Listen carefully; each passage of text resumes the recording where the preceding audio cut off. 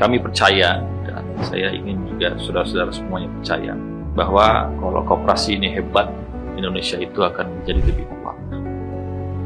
Mengapa koperasi adalah jalan Indonesia? Karena koperasi ini bukan gagasan impor. Koperasi ini sudah lama dalam derap langkah perekonomian bangsa kita. Koperasi itu juga lahir dari rahim sejarah bangsa ini. Kita juga mengingat Bung Hatta menyebut koperasi ini sebagai jalan tengah antara kapitalisme yang menindas dan juga sosialisme yang menafikan hak milik. Tapi kita juga harus jujur, ya, koperasi hari ini belum sepenuhnya, saya katakan belum sepenuhnya menjadi kekuatan ekonomi yang utama bagi bangsa kita. Di banyak tempat, koperasi hanya formalitas yang menjadi ruang kritik juga bagi kami, tidak hanya yang di parlemen, tapi untuk bangsa Indonesia. Di atas kertas ada, tapi di lapangan nampak tak terasa pergerakan dan kegiatannya, bahkan jadi bagian besar untuk pembangunan bangsa. Bukan karena rakyat tidak sanggup, tapi bisa jadi negara juga belum betul-betul berpihak kepada koperasi di tanah air. Masalah yang mendasar itu bukan tentang digitalisasi. Kadang-kadang kita yang muda ini berpikir koperasi itu terkait dengan digitalisasi saja. Tapi sebetulnya menurut kami terkait dengan fundamental atau fundamentalisasinya. Dan hari ini kita sering dengar koperasi belum berkembang karena belum digital. Padahal sebetulnya ya itu bukan akar dari permasalahannya saja. Mungkin dari rekan-rekan semuanya juga sudah banyak yang mengembangkan startup, small medium enterprises yang berdasarkan tentang penguatan teknologi atau menggunakan teknologi. Nah, masalah mendasarnya adalah mungkin bisa saja, dan kita harus pahami, belum adanya kelembagaan yang kuat atau penguatan kelembagaan itu sendiri.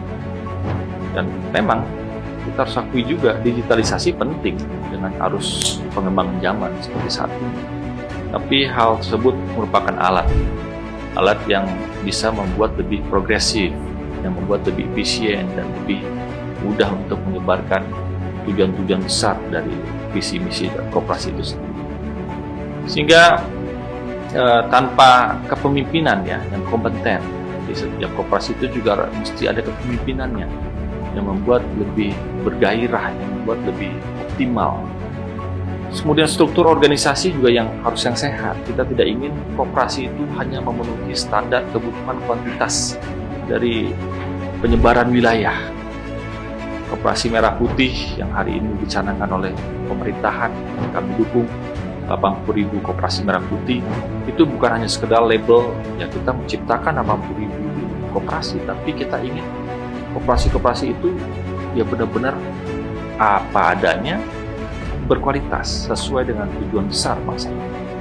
Kemudian tata kelola yang transparan, karena semakin banyak kita mendirikan koperasi, semakin banyak manajemen yang ada di setiap wilayah yang beragam kemampuan dan peningkatan sumber daya manusianya, bisa saja ada ketidaktransparan atau ketidaklengkapan dari manajemen atau sistemnya itu sendiri. Yang mana itu juga harus kita teliti dan kita awasi lebih dekat. Kemudian dari itu bisa jadi payung hukumnya belum cukup berkenaan atau menguatkan, melindungi anggota-anggotanya, sehingga ada yang optimal ketika ada aturan yang jelas, tapi juga mungkin ada aturan yang belum justru membatasi ruang gerak dari koperasi-koperasi yang ada di tanah air. Bagaimana dari sudut geopolitik, dari sudut geoekonomi, dari sudut geostrategi, di mana hari ini kita tahu dunia sedang bergolak, tidak hanya Ukraina, Gaza, krisis pangan dan energi yang kita hadapi, perang tarif. Nah, hari ini kita kembali menyusun strategi bagaimana nih dengan impulsing dari tarif dari Presiden Trump. Semua itu sebetulnya sedang menguji kemandirian bangsa kita. Ini karena perlu diskusi. Karena bagaimana kita siap menghadapi eksternalitas dari hal-hal yang terjadi di dunia. Indonesia apakah harus terus lebih mandiri secara ekonomi yang harus kita lakukan secara berkelanjutan, atau bisa jadi kita tergilas secara geopolitik karena kehebatan negara-negara super, tidak hanya di kawasan tapi di dunia. Dan jawaban itu bukan hanya industrialisasi saja yang kita utamakan, tapi mungkin demokratisasi ekonomi melalui koperasi juga harus hidup. Sehingga koperasi adalah bagian dari strategi geostrategi Indonesia. Karena apa?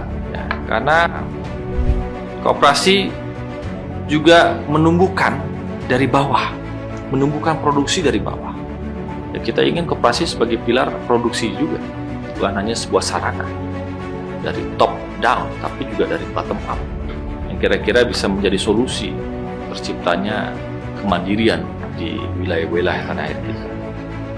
Bisa juga menjadi bagian untuk memastikan pemerataan aset, supaya aset tidak tersentralize di titik-titik tertentu. Dengan adanya koperasi di berbagai macam wilayah, sesungguhnya kita sudah memainkan peran untuk mendesentralisasi juga kekuatan perekonomian, produksi, dan sentra-sentra distribusi. Dan juga kita ingin membangun daya tahan masyarakat di tengah ketidakpastian global, supaya ada kepastian di mata masyarakat. Mungkin kita juga harus belajar dari koperasi dunia. Kita tidak sendiri, saya mau belajar juga dari rekan-rekan semuanya, Bapak Ibu semuanya. Karena koperasi di dunia itu juga membuktikan bahwa mereka bisa jadi kekuatan raksasa. Misalkan ya, mungkin sudah sangat sering membaca di Mondragon Spanyol itu katakan ya. Jadi konglomerasi industri yang berbasis koperasi. Mungkin Fonterra di Selandia Baru gitu. Banyak mendengar mereka menguasai 30% rantai pasok ekspor susu dunia. Koperasi. Zenoh di Jepang ya. Koperasi pertanian yang merajai distribusi pangan. Nah, Indonesia sebesar Indonesia ini mesti sudah harus kita pikirkan bagaimana koperasi kita juga bisa menjadi outstanding dengan bidang-bidang tertentu yang bisa menjadi champion untuk kebanggaan bangsa kita. Pertanyaannya, mengapa mereka bisa, negara-negara tersebut? Ya, apakah karena mereka membangun skala ekonominya, menjalankan tata kelola profesionalismenya yang didukung oleh negaranya, atau apa? Sementara kita juga tidak pernah dengan adanya pertumbuhan dan kegiatan peningkatan koperasi di tingkat nasional, kehilangan jati diri dari sebuah gerakan kerakyatan. Oleh karena itu saya merasa kita perlu sepertinya tidak perlu berlebihan, ya, apalagi di hari ini koperasi Indonesia itu belum masuk 100 besar koperasi dunia. Kalau dari jumlahnya 80.000 kan, idealnya kan masa sih kita nggak bisa masuk dalam 100 koperasi dunia? Apakah kuantitas mengalahkan kualitas? Apa justru kita mendorong kualitas itu menjadi lebih bermakna? Tapi itu bukan takdir ya, itu hanya sebuah niat dan strategi yang mesti kita siapkan secara berkelanjutan. Saya yakin ada proses di situ, ada perbaikan di situ. Kita sepakat bahwa koperasi bukan masa lalu, koperasi adalah masa depan yang setara. Yang kita yakini koperasi bukan hanya slogan, tapi adalah strategi kebangsaan kita. Bila kita ingin Indonesia adil, maju dan sejahtera, koperasi adalah salah satu cara dan jalannya untuk kita lakukan perbaikan dan kesuburan.